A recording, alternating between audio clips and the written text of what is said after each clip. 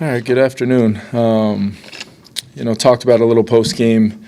The film kind of, confirmed a lot of the things that we felt in the game. We didn't play, didn't play to the standard that we need to. I did think the effort and the energy was there, but across the board, it's coming down to simple things that we work really hard to make sure that standard is met, and fundamentals, technique, really specifically speaking to the offense, just avoiding critical errors that don't give us a chance to ultimately have success, and need to be more consistent across the board, regardless of who's in there or who's got to step in there.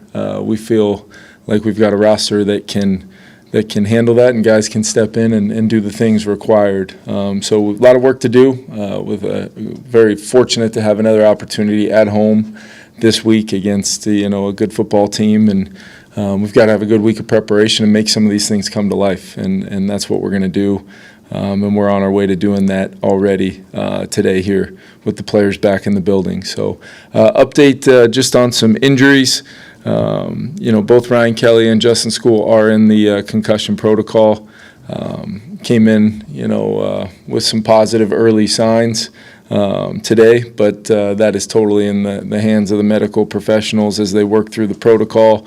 Aaron Jones, we're still in the process of evaluating kind of his hamstring. As of right now, I want to make sure we have a good understanding of it, and likely to be down this week.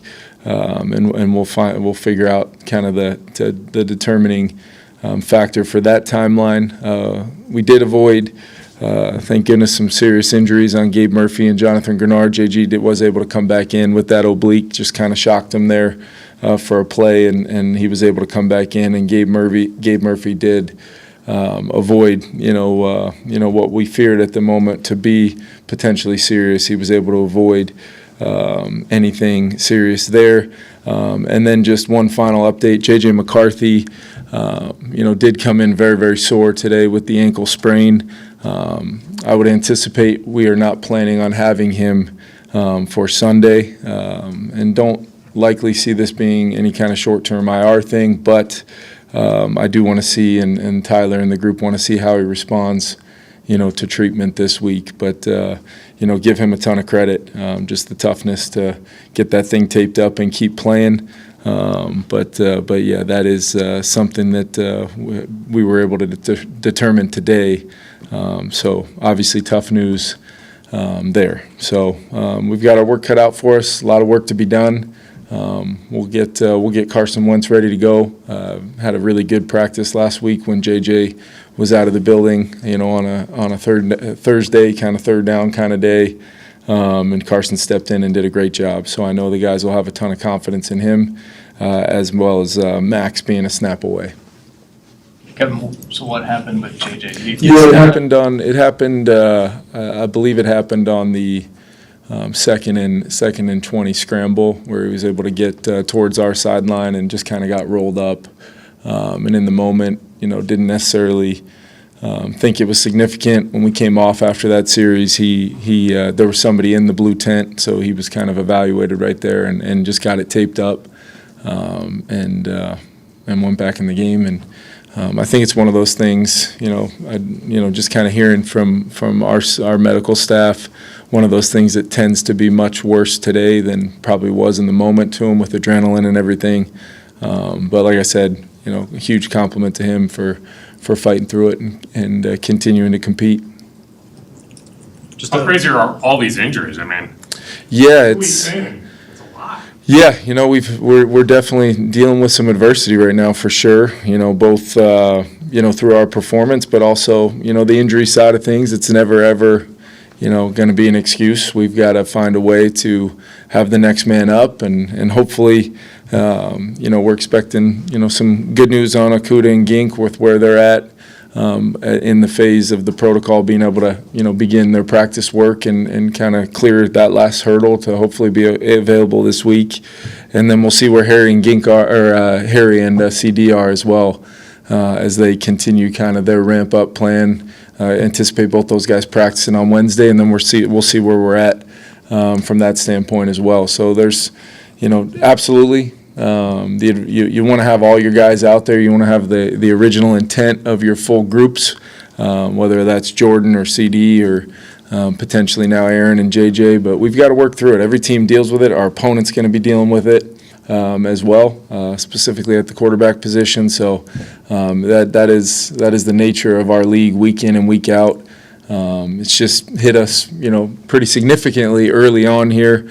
And we've just got to work our way through it and try to weather the storm and play good football regardless of who's in the game. Kevin, with Ryan Kelly, I think this is his fourth concussion in his career. How much does that affect the way you guys think about the timetable for him? Yeah, it's definitely something that, I think, in these cases specifically, you're always going to defer to the medical professionals and Ryan and allow them to work through it. It is encouraging, that he feels, he does feel positive and good today from a standpoint of knowing that history. But like I said, my job is to have the best interest of the player and totally just allow the medical staff and our doctors and the independent doctors to kind of guide where this thing goes ultimately. But no question, we want to make sure Ryan's in a good place. With JJ, people will see that he finished the game last night and at least wonder, is there any part of the decision this week based on performance? No, not at all. In fact, it was pretty crushing this morning to hear that for me. Just, look, for JJ, he's in a long process, a long journey right now where there's going to be some ups and downs. And as a team, I think our ability to play a little bit more consistent around him on the offensive side, these one-off kind of critical errors that end up being totally out of JJ's control.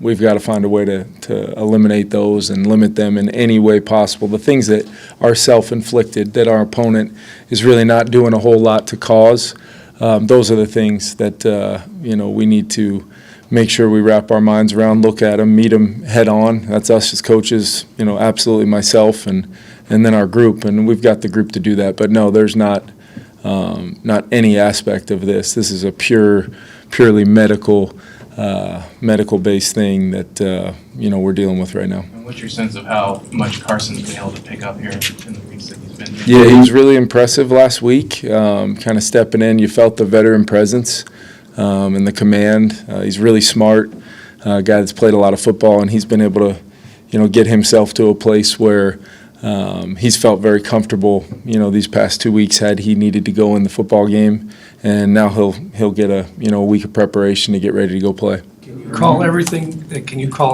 you would call with JJ? He's been in the system 2 years. Can you call everything with Carson that you would with JJ? Yes, I think so. And there's always going to be a quarterback comfort level to what we take to the game, regardless of what we prepare throughout the week. By the time we get to Saturday, you want to be calling the things that the guy in the game's comfortable with, has a positive feeling towards, a great understanding of, and there's going to be some things, previous experiences that allow Carson to, and we've already seen that with kind of a seamless transition for him in certain areas, and then in other areas where things are kind of newer for him for the first time. I think normally my experience with him short term has been he gets that rep, he gets that time, he gets that clarity, and then he's been good to go. As if had he gone in the game even yesterday, we were going to be working off the same menu, same collection of plays, and Carson felt good about it.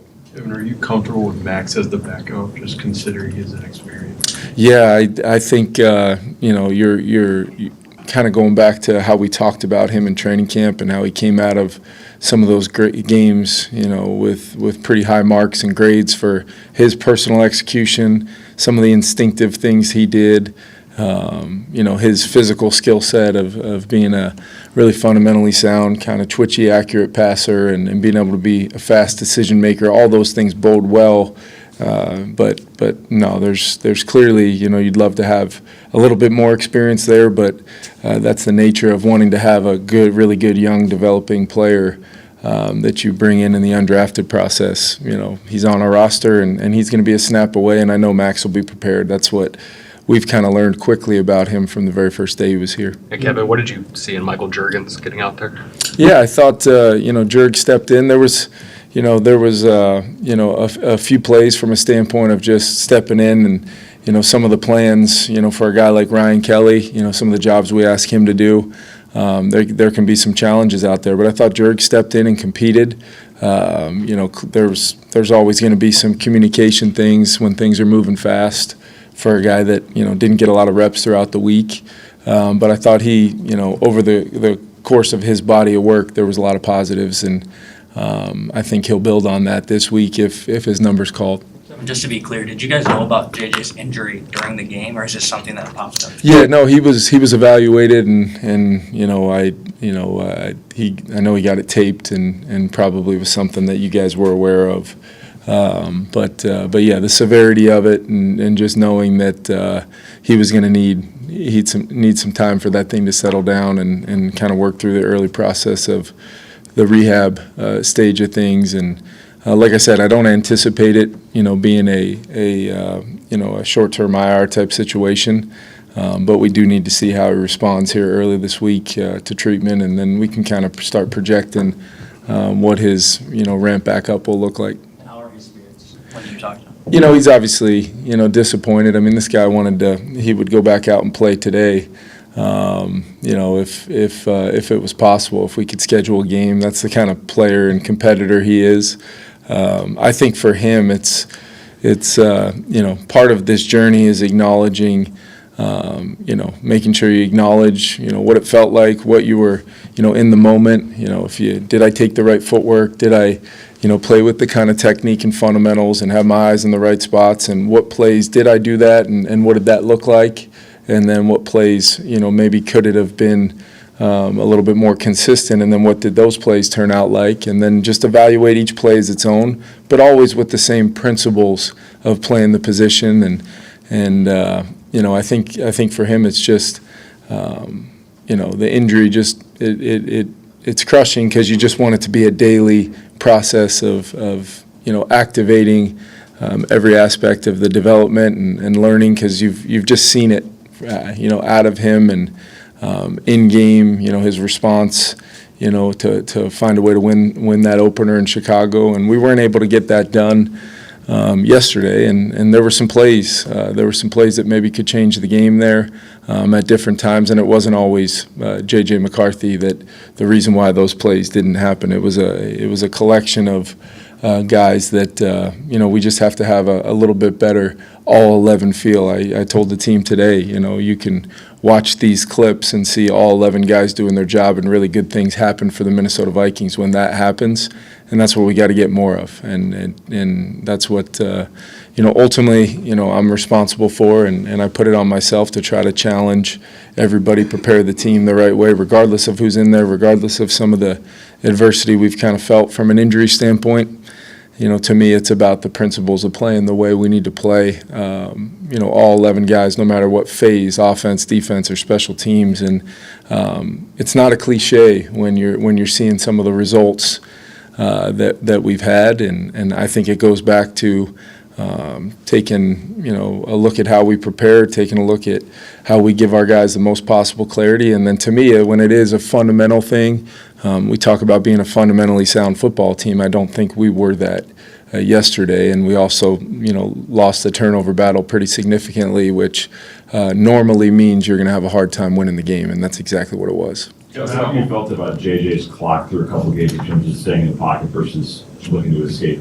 Yeah, I think, you think back to, some of the plays where things were really firm, and, the edges were good and those things. Even the 50-yarder before the half, thought that was a great example of all 11 guys doing their job and what it could look like. There were some other examples where he caught a little bit of a rhythm there when we were able to move it with a couple explosives, Speedy on a third down. Then we hit Speedy again after the long conversion to Adam. You look at those, it's pretty much significant chunk, and then one of his best reps of the day was the ball down to Speedy on near that right goal line where I think we were knocked out at the 2. And then you look at it, the very next snap, probably have a chance to for a pretty easy one there, and we kind of bobble the ball and pick it up and throw it away. So it's just the consistency of how many plays we can stack, consecutively. And like I said, it's not just one particular player. It's the, called a few screens in the game, and we don't throw and catch one with a pretty significant chance for a gain on that play, and then just have a mental error on another screen that ends up being a 2-yard gain when we should clearly have everybody kind of accounted for with a chance to have Jordan Mason in space with a lot of grass potentially on either one of those plays. So it's just, those plays we don't get. We don't get do-overs. Those plays come and go, and the result are what they are. But what I have to, take a, long look at is the execution of these plays, and, all the little details that go into guys just doing their jobs. And I think good things will happen. In fact, I know good things will happen. And that's just something that doesn't make it any easier. I mean, talking about our environment we had and the fans that certainly showed up for us and didn't get the performance that quite honestly they deserved, and we all know that. Our players and coaching staff know that, and we've got to find a way, knowing that we've got 15 more games and we're a 1-1 team with a chance to win a game this week. That's all our focus needs to be on, is enhancing and improving the consistency of all 11 guys doing their job, regardless of the situation, regardless of first, second, third down, whatever it may be. Simple things, center quarterback exchange, different mechanics of, our run game combinations and the targeting. And then I did think there were some positives, throughout the game, whether it was Justin or Speedy or these guys. TJ doesn't always show up in the stat sheet, but it should if we get the all-11 execution that we can't just expect. We've got to go make it come to life. Last one. Kevin, with Christian Darrison, do you sense that he's close? Yes. Yeah. No. This has been. I understand, kind of, especially with the nature of his kind of ramp up and working back into it, and some of the work he had throughout training camp and that calendar that we've been on. And it's been a true day-to-day approach to it, and trying to get to a place where, we're, obviously doing what's best for Christian, and a very collaborative process there. But at the same time, he's doing everything he can to be out there. He's done a phenomenal job from start to currently where we're at right now, and anticipate that continuing. And when we get him out there, it's going to be a huge boost for us for sure.